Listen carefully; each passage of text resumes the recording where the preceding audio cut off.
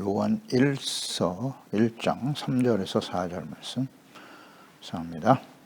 1장 3절에서 4절 있습니다. 우리가 보고 들은 바를 너희에게도 전함은 너희로 우리와 사귐이 있게 하려 함이니 우리의 사귐은 아버지와 그의 아들 예수 그리스도와 더불어 누림이라. 우리가 이것을 쓰면 우리의 기쁨이 충만하게 하려 함이라. 아멘. 예수 그리스도 안에서의 교제와 기쁨. 예수님께서 말씀이 육신이 되어 오신 하나님의 아들, 하나님의 속성을 가지신 하나님이시다. 태초부터 있는 생명의 말씀이다. 사도 요한이 이 서신의 시작에서 이러한 사실을 분명히 밝히는 이유는 당시 예수님께서 하나님의 아들이시며 참 사람으로 오신 분임을 부정하고 믿지 않는 자들이 있었기 때문입니다. 영지주의의 영향을 받은 이단들이 예수 그리스도의 하나님 되심과 사람 되심을 부정하고 있었기 때문인데요. 이것은 모든 시대에 오늘날도 인간의 지식과 이성으로 예수님을 그냥 사람으로만 이해하려고 하는 사람들이 많죠. 그런 경향이 있습니다. 모든 예언의 말씀에 성취로 오신 하나님의 아들 예수 그리스도, 그러니까 우리에게 나타나신 바 되었다라고 하는 것은 그리스도를 보내실 것을 약속하셨고 예언하셨던 말씀들이 하나님이 사람의 몸으로 이 땅에 찾아오심으로써 성취되었다라는 의미죠. 나타나셨다. 즉 영이신 하나님이 눈으로 볼 수 없는 하나님이셨지만 직접 사람의 눈으로 볼 수 있도록 사람의 모습으로 보내셨다. 그러니까 예수 그리스도는 하나님의 계시죠. 하나님을 보여주시는. 그래서 요한 1서를 묵상하면서 우린 참 하나님이시고 사람으로 오신 예수 그리스도이심을 온전히 믿게 되고 알고 믿어야죠. 그리고 그분과 인격적인 만남과 교제를 이루게 된다는 것입니다. 요한 1서. 이어서 3절에 우리가 보고 들은 바를 너희에게 전함은 너희로 우리의 사귐이 있게 하려 함이다. 우리의 사귐은 아버지와 그 아들 예수 그리스도와 더불어 누리는 것이다. 그러니까 살아계신 하나님의 아들 예수 그리스도와의 인격적인 만남을 직접 경험했죠. 사도들은 경험한 사실을 기록하여 전한다. 베드로도 그랬고 사도 요한 역시 마찬가지입니다. 직접 경험한 예수님의 제자들이었으니까요. 증인들이었죠. 그러니까 우리와 같이 너희로 그랬어요. 이 너희는 당시의 그리스도인들과 모든 시대에 또 오늘날 그리스도인들이 예수님 안에서 인격적인 만남과 교제를 이루도록 하기 위해서 이러한 이유와 목적을 가지고 기록한 것입니다. 우리와 사귐이 있게 하려 함이라 그랬잖아요. 우리와 사귐이 있게. 우리는 분명 제자들을 포함 사도들이죠. 제자들. 직접 예수님을 목격한 사도들과 너희가 모든 시대의 그리스도인들이 함께 사귐이 있게 된다. 이것은 곧 하나님 아버지 그 예수 그리스도 그 아들 예수 그리스도와의 더불어 누리는 교제와 만남이다.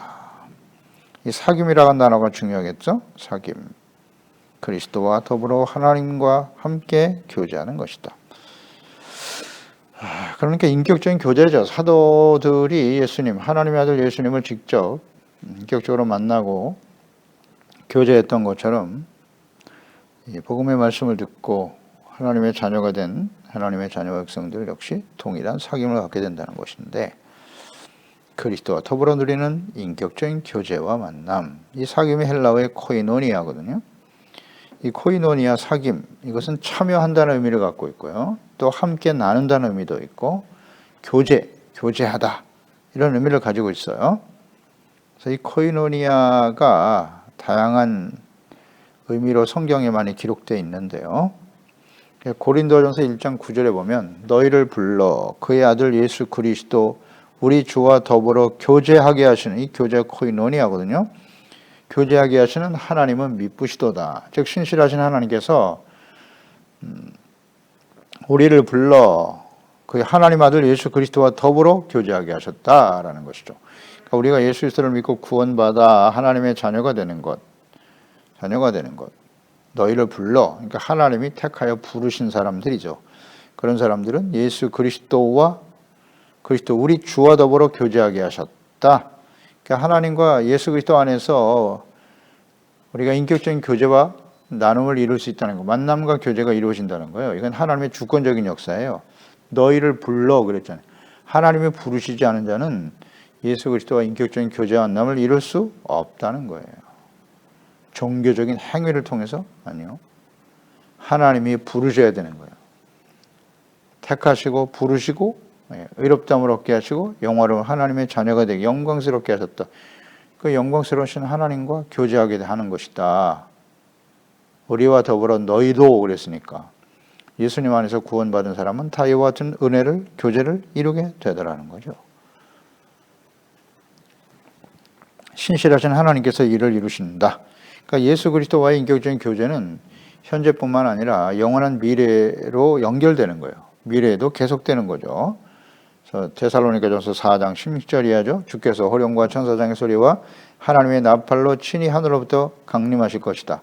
그리스도 안에서 죽은 자들이 먼저 일어나고 그 후에 우리 살아남은 자들도 그들과 함께 구름 속으로 끌어올려 공중에서 주를 영접하게 하신다. 그리하여 우리가 항상 주와 함께 있으리라. 함께 있는 거예요. 그러니까 이 땅에서 예수 그리스도와 살아계신 하나님의 아들 그리스도와 만나고 인격적인 만남과 교제를 이룬 사람들이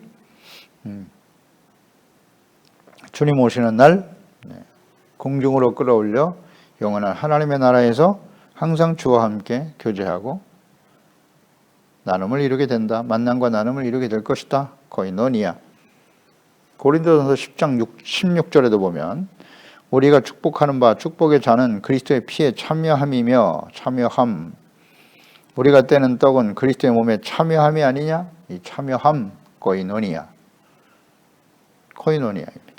따라서 바울은 주의 만찬의 성격을 성만찬이요 그리스도의 인격적인 교제에서 이루어지는 것이다 라고 설명하고 있죠. 이게 그의 몸과 피에 참여하는 것이라는 거예요. 코이노니아. 그래서 이제 고린도전서 10장에 우상의 제물을 먹어서는 안 된다라는 것을 설명하면서 이제 이 말씀을 하신 것인데, 과거에 구약 시대에 하나님 앞에 화목 제물을 드릴 때 그 제물을 하나님 앞에 드리고 그 제물을 함께 나누었단 말이에요. 나누어 먹었다. 그러니까 그 제단에 드려진 제물의 음식을 함께 나눈다는 의미는 뭐냐? 이건 제단에 참여하는 것이다. 즉 거룩하신 하나님의 임재하심 앞에 그 예배에 참석한 모든 하나님의 자녀 백성들이 함께 참여한다는 뜻이거든요. 하나님의 거룩함에 의롭고 거룩하신 하나님 앞에 참여하고 교제하는 그런 의미가 바로 제물을 나누는 것이었다. 그러므로 예수께서 자신의 몸을 이는 이 피는 새 언약의 피라고 말씀하셨고 내 몸도 역시 너희를 향해 주시는 하나님의 몸이다. 생명의 떡이다. 이렇게 말씀하셨거든요. 그러니까 예수님의 십자가에 그 성만찬을 대하는 것은 예수님의 피와 살을 대하는 것이고 이것은 곧 단순한 어떤 형식이나 의식이 아니라 예수 그리스도 안에서 그리스도와의 인격적인 교제, 하나님과의 교제와 나눔을 의미하는 것이다. 이런 거예요. 여기 참여한다는 것은 즉 예수님 성만찬은 예수님의 죽으심에 참여하는 자가 되는 거고 그런 사람은 영광스러운 생명의 부활로 주님과 함께 서게 된다는 뜻이에요. 이 생각을 잘 해야 돼요. 이 의미를 이해할 줄 알아야 돼요. 성만찬을 했다. 그거 자체가 우리를 거룩하게 하고 하나님처럼 만든다. 가톨릭가에서 말하는 화채설이죠. 그 성찬을 먹을 때 우리는 그것이 곧 예수님의 몸이 되어 주님의 우리와 함께하는 것이다. 이렇게 이해하려고 하거든요. 무슨 신비한 체험 같은 것으로 이해를 하려고 하는데 성만찬의 의미는 예수님의 죽으심에 우리가 함께 참여하는 거예요. 예수님이 우리를 구원하기 위해서 자신의 몸을 내어주신 것처럼 우리도 예수 그리스도의 죽으신 예수님과 함께 십자가를 지고 주님을 따르는 것이다. 의를 위해서 박해를 받고 고난받는 것을 오히려 기뻐하고 즐거워하는 그리스도의 삶을 본받고 따르겠다는 의미란 말이에요. 성만찬이. 이게 바로 코이노니아예요. 주님과 함께 한다는 거예요. 그래서 빌립보서 3장 10절 이하에도 보면 내가 그리스도와 그의 부활의 권능과 그 고난에 참여함을 알고자 하여 그의 죽으심을 본받아 어떻게 해서든지 죽은 자 가운데서 부활에 이르려 하노니라고 고백하잖아요. 여기 고난에 참여함, 코이노니아. 이 참여함이 코이노니아거든. 사귐. 그러니까 그리스도와의 친교는 그리스도인들이 그리스도의 삶에 참여하는 것을 의미하는 거예요. 그러니까 이 사도 바울은 영광스러운 부활에 참여하기 위해서 자기는 고난에 참여함을 알고자 하여 죽으심을 본받는다라고 고백하고 있지 않습니까? 이것이 진정한 그리스도인의 삶인 것이에요. 죽으심, 예수님의 십자가의 죽음이 없이는 부활도 없어요. 내가 그리스도와 함께 십자가에 못 박혔나니, 육체의 욕심을 따라 정욕에 이끌려 살아왔던 철저하게 자기중심이죠. 그렇던 삶을 십자가에 못 박고 죄에 대해서 죽고 의에 대하여 다시 살아나는 것이죠. 이것이 바로 사귐, 코이노니아의 의미란 말이죠. 로마서 6장 8절에 보면 만일 우리가 그리스도와 함께 죽었으면 또한 그와 함께 살 줄을 믿는다. 8장 17절에도 자녀면 또한 상속자 곧 하나님의 상속자요 그리스도와 함께 한 상속자니 우리가 그와 함께 영광을 받기 위하여 고난도 함께 받아야 할 것이니라. 아멘. 이게 함께 하는, 고난도 함께하고 영광에도 함께 참여하는, 이것이 진정한 코이노니아의 의미란 말이죠.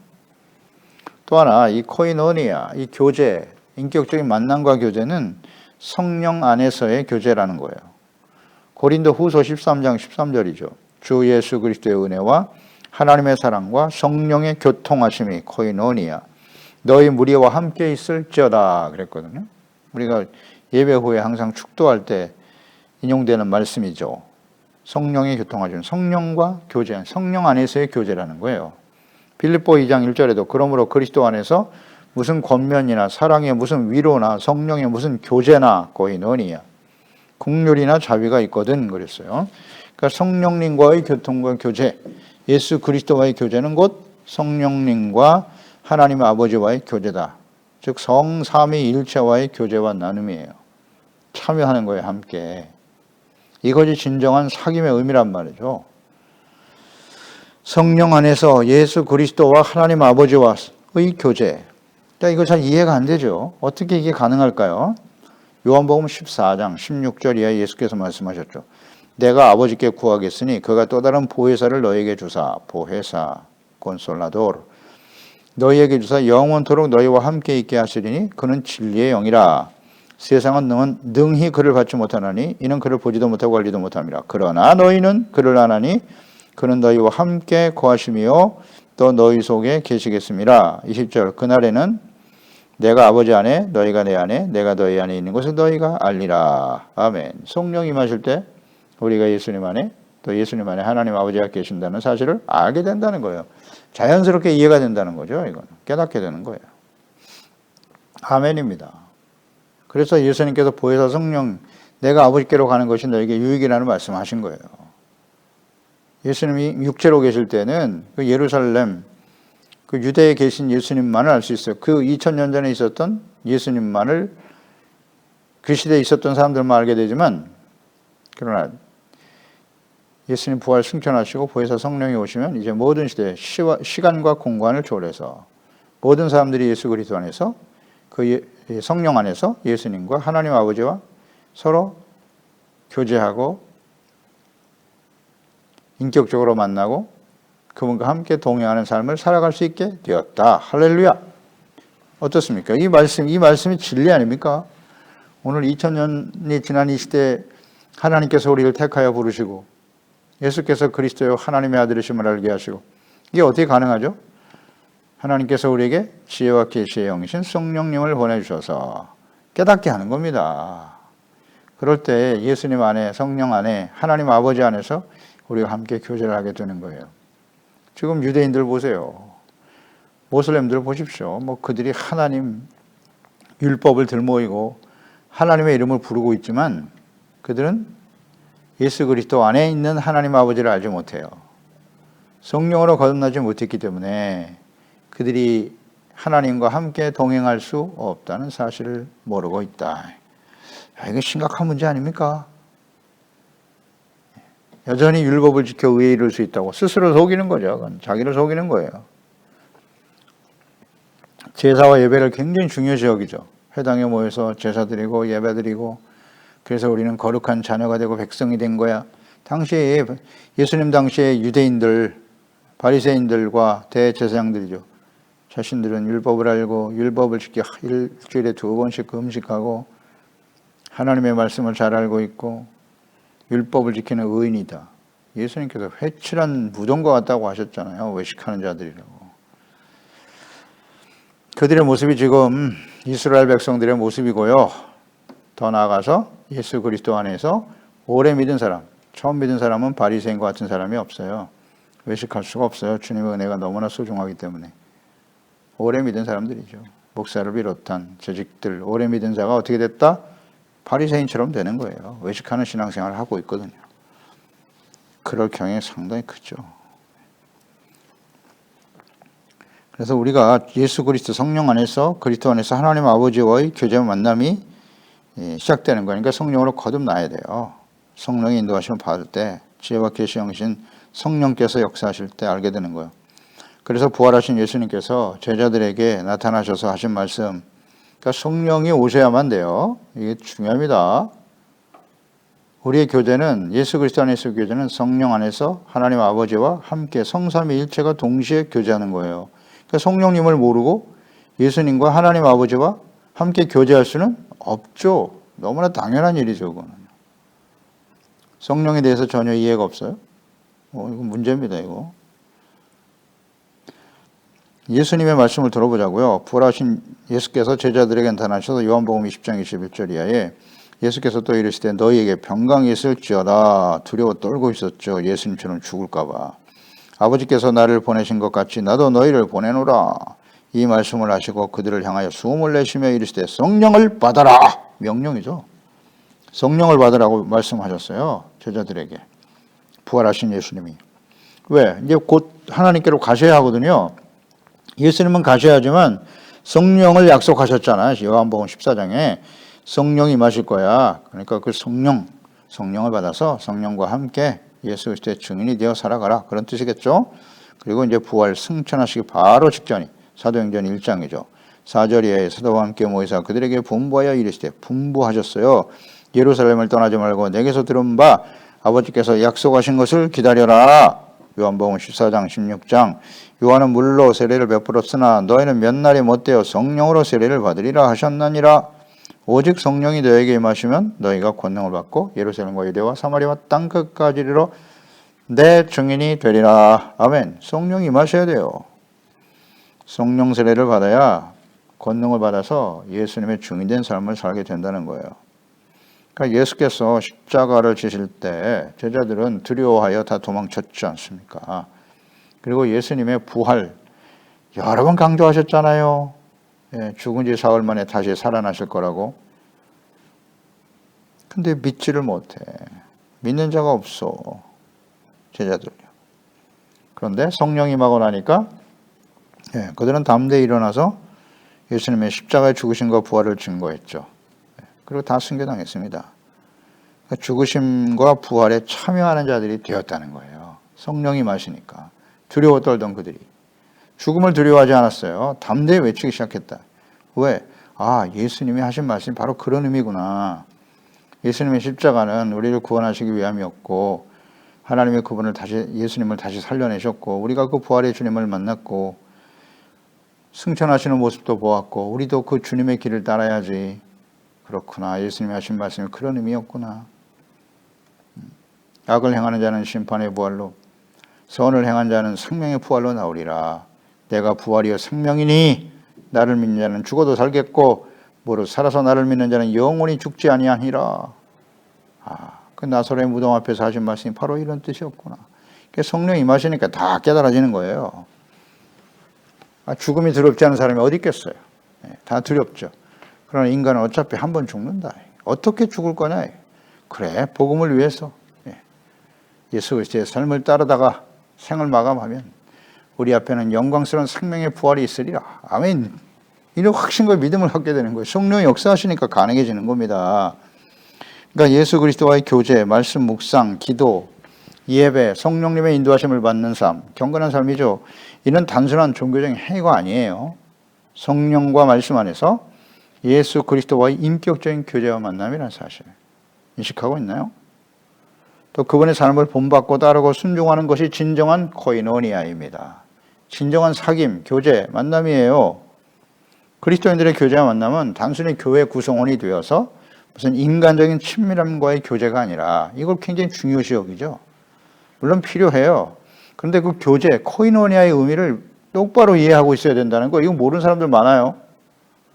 교회의 기능 중에 하나가 코이노니아다. 그때 그 코이노니아가 무슨 의미인데요? 교제한다는 게 무슨 뜻이에요? 교회는 친목단체가 아닙니다. 물론 필요하죠. 사람들이 함께 모여서 서로 사랑을 나누고 친밀한 가족으로서의 교제를 이루는 건 매우 중요한데, 진정한 코이노니아는 주님의 삶을 본받고 따르는 거예요. 그리고 신령한 교제와 만남이 되어야 한다는 걸 잊지 말아야 됩니다. 인간적인 교제를 생각하고 교회 나왔다가 실망하고 떠나는 사람들이 너무 많잖아요. 사람을 보고 왔다가는 반드시 실망하고 나가요. 처음에는 다 잘해주지. 예. 처음 온 사람이니까. 그러나 쭉 교제를 해보면 이 사람이 진실하지 않다. 또 그런 면도 있지만 사람들이 완벽한 사람이 어디 있습니까? 온전하지 못한 모습이 드러나죠. 그럼 그 교제는 언제든지 깨져. 언제든지 깨져. 그러니까 교회를 떠나는 거예요. 교제의 의미를 몰라. 코이노니아가 인간적인 사람들과의 교제라고 생각한단 말이에요. 그러니까 나를 인정해 주지 않고 나를 무시하고 서운하게 하면 떠나버리는 거예요. 잘못 가르치는 겁니다. 목사를 비롯한 먼저 믿은 재직들이 새로운 성도들이 들어왔을 때 그저 인간적인 친밀함만을 나타내려고 하는데, 그런 교제 가운데로 인도하려고 하는데, 그런 게 진정한 코이노니아가 아니라고요. 그런 의미의 교제는 세상에 얼마든지 있어요. 동호인들 모임도 너무 많고, 오히려 세상 사람들끼리 만나면 더 재밌어. 부담도 없고. 근데 교회 나와서 사람들 만나면 얼마나 부담스러운지 몰라. 너무 잘해주는 것도 부담스럽죠. 이 사람이 나한테 무슨 의도를 가지고 이렇게 잘해주나. 그게 얼마 지나지 않아서 실망으로 바뀌게 되죠. 뭐 그렇게 오래 걸리지도 않아요. 그러니까 진정한 교제, 코이노니아의 의미를 모르고 있다는 게 오늘날 교회의 비극이에요. 다시 한번 강조합니다. 교회는 친목단체가 아니에요.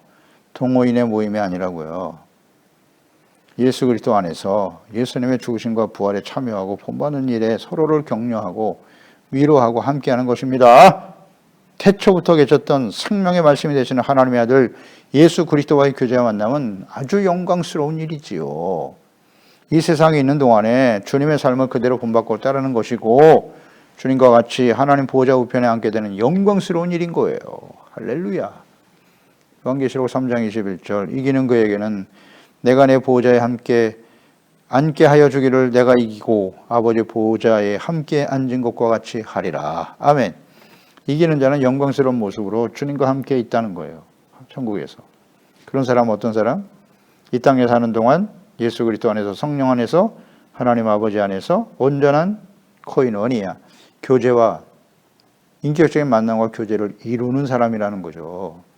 예수님 안에서, 성령 안에서의 삶이에요. 이것은 곧 하나님의 말씀 안에서의 삶인 것이고 어렵지 않습니다.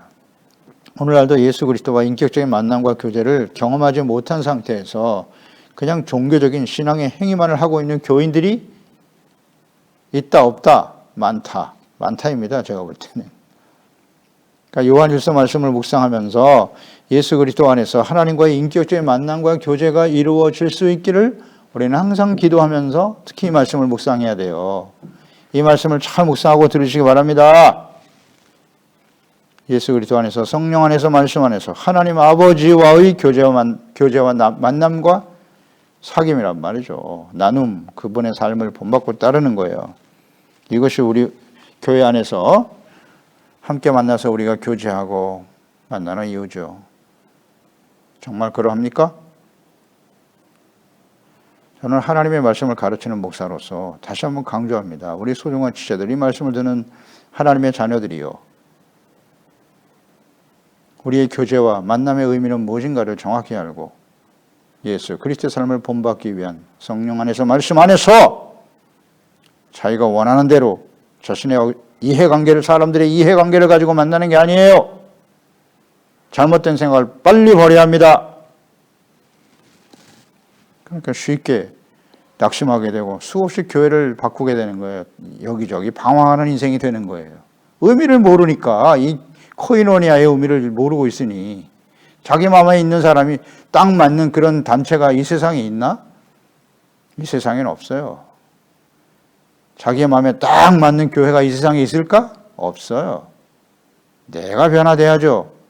진정한 의미를 이해하고 참된 그리스도인답게, 하나님의 자녀답게, 예수 그리스도 안에서, 성령 안에서, 하나님의 말씀 안에서 온전한 인격적인 만남과 교제가 있어야 하잖아요. 대부분 교회를 떠나고 움직이는 사람들은요, 분명히 말씀드리지만 성령 안에서, 예수 그리스도 안에서, 하나님 안에서 하나된 삶을 살고 있지 못하다. 철저하게 자기중심인 거죠. 아니라고요. 하나님을 속일 수 없습니다. 4절, 우리가 이것을 쓰면 우리의 기쁨이 충만하게 하려 함이니라.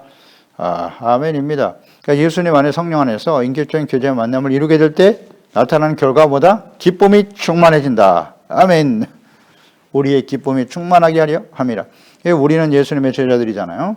성령으로 겁나고 충만한 제자들이 누리는 기쁨, 그들은 모두 다 순교당했어요.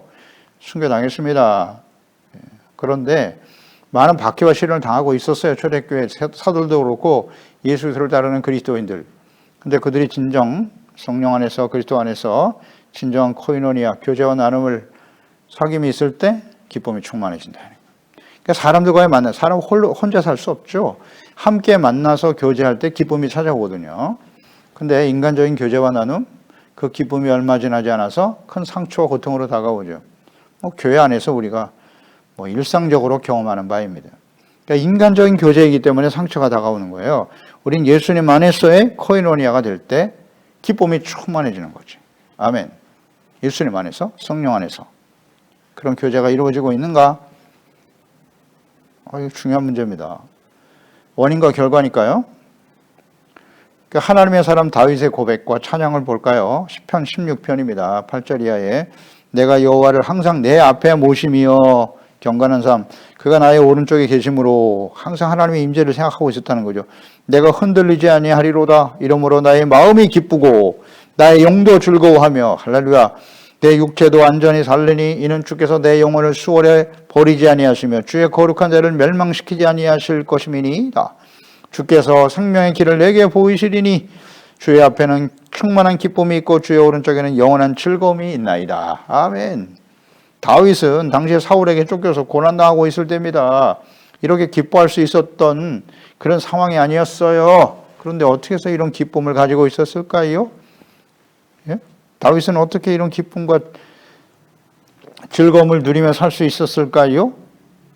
그냥 찬양한 겁니까? 막연하게 이러기를 바랍니다 라는 고백일까요? 아니요. 아니요. 그 수많은 고난과 시련을 어떻게 이겨낼 수 있었냔 말이죠. 이런 기쁨이 없으면 못 이겨요. 기쁨은 우리의 삶의 원동력이에요. 기쁨이 없는데 그 시련과 어려움을 어떻게 견딥니까? 우리 마음속에 충만한 기쁨이 있었기 때문에 예수님도 눈앞에 있는 즐거움을 위하여 십자가를 참으셨다 하셨고, 예수님을 따랐던 제자들, 초대교회 성도들, 마지막 순교를 당하는 그 순간에도 기쁨이 충만했어요. 이 기쁨의 성격은 뭐죠? 본질은 뭐예요? 주님과의 교제란 말이죠. 예수님과 함께 하기 때문에 주시는 기쁨이죠. 아멘. 그러니까 다윗이 어떻게 이렇게 기쁨을 누릴 수 있었는가? 어떻게 이해할 수 있어요? 그는 하나님과 인격적으로 만나고 그 하나님과 끊임없이 교제하고 있었다는 거예요. 다시 말하면 하나님의 영에 감동된 사람이죠. 성령의 열매가 무엇이라고요? 사랑, 희락, 화평. 사랑과 기쁨과 평안이에요. 이게 성령의 열매입니다. 성령이 우리 가운데 임하시면 예수 그리스도 안에서 하나님, 성삼위일체 하나님과 교제하고 나누는 거잖아요. 주님이 우리 안에, 우리가 주님 안에. 할렐루야. 그러니까 이 기쁨이 충만해지는 겁니다. 이게 무슨 이론이 아니에요. 실제입니다. 실제. 성령의 열매, 성령의 인도하심을 따라 살아가면 우리 가운데 세상이 빼앗을 수 없는 이런 기쁨으로 충만하게 되는 거예요. 십자가의 죽으심을 앞두고 제자들에게 예수께서 하신 말씀이죠. 요한복음 15장입니다. 포도나무와 가지의 비유로 예수 너희가 내 안에 내가 너희 안에 내 말이 너희 안에 너희가 내 안에 거하면 열매를 많이 맺게 될 것이고 요한복음 15장 8절 너희가 열매를 많이 맺으면 내 아버지께 영광을 받으실 것이고 너희는 내 제자가 될 거야. 아버지께서 나를 사랑하신 것 같이 나도 너희를 사랑하였으니 나의 사랑 안에 거하라. 내가 아버지의 계명을 지켜 그의 사랑 안에 거하는 것 같이 너희도 내 계명을 지키면 내 사랑 안에 거하리라. 내가 이것을 너에게 이름은 내 기쁨이 너희 안에 있어 너의 기쁨을 충만하게 하려 함이니라. 아멘. 주님이 우리 안에 우리가 주님 안에 주님과의 연합이잖아요. 이게 어떻게 가능하다고요? 예, 성령이 오시면 그랬잖아요. 요한복음 14장 15장 이전에 14장 16절에 보혜사 성령을 보내줄 거야. 성령이 임하시면 우리가 주님 안에 주님 우리가 예수님이 아버지 안에 아버지가 예수님 안에 있음을 알게 된다고요. 아멘. 그럴 때 우리는 주님의 계명을 소중하게 여겨요. 주님 성령의 열매가 사랑이니까 하나님을 사랑하는 것은 곧 그 계명을 가지고 지키는 거죠. 주님의 말씀을 듣는 것이 우리의 큰 기쁨이 되는 거예요. 시편 1편 2절의 고백처럼 여호와의 율법을 즐거워하여 주야로 묵상하는 자로다. 즐거워하는 거예요. 부담이 아닙니다. 신앙생활하고 말씀 묵상하고 기도하는 게 부담입니까? 주님을 사랑하는 마음으로 하는 거예요. 아멘. 그래서 주님 안에서 우리가 하나 되고 온전한 교제와 나눔이 있을 때 우리 마음에 기쁨이 찾아온다. 너의 기쁨을 충만하게 하려 하심이니라. 아멘. 사도 바울 보세요. 순교의 죽음을 앞두고 빌립보서 4장 아닙니까? 빌립보서 전체가 기쁨, 핵심 주제가 기쁨인데 빌립보서 옥중서신이잖아요. 이제 곧 자신의 죽음을 예견하고 있었던 그때에 빌립보 성도들을 향해서 기뻐하라. 내가 다시 말하노니 기뻐하라. 주 안에서 기뻐하라고 외치고 있지 않습니까? 죽음 앞에서도 그 기뻐할 수 있는 그 기쁨이 어디서 오는 거예요? 데살로니가전서 5장 16절 이하에 항상 기뻐하라. 쉬지 말고 기도하라. 범사에 감사하라. 이는 그리스도 예수 안에 있는 너희를 향한 하나님의 뜻이라고 말씀하지 않습니까? In Cristo en el Espíritu Santo 성령 안에서. 그러니까 우리 다시 한번 정리해 보세요. 우리 어떻게 항상 기뻐할 수 있어요? 이게 명령이잖아요. 항상 기뻐하라. 항상 이 말씀 앞에서 우리는 너무나 괴리감을 느끼잖아요. 현실과 하나님 말씀이 너무 달라. 어떻게 이런 상황에서 항상 기뻐할 수 있다, 할 수 있을까요? 그냥 스스로 그냥 그렇게 나는 기뻐해. 스스로 뭐 자기 체면에 빠지는 겁니까? 자기 체면을 거는 거예요? 아닙니다. 어떻게 항상 기뻐할 수 있다고요? 아니 오늘 말씀을 통해 정리되잖아요. 엔 그리스도 주님 안에서 성령 안에서 살아계신 하나님 아버지와 끊임없이 사귄 코이노니가 있을 때 교제와 만남이 계속될 때 이 기쁨이 충만해지는 겁니다. 아멘. 할렐루야. 어렵지 않아요. 그러니까 예수님 안에서 말씀 안에서 성령 안에서 살아갈 수 있도록 경건의 훈련이 대단히 중요하죠.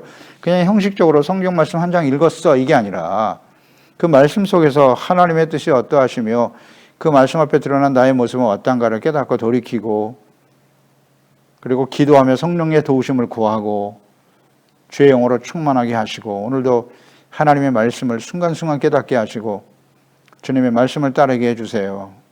성령의 열매인 사랑과 기쁨과 평강이 넘치게 해주세요. 기도해야죠. 그러니까 우린 질문해 봐야 돼요.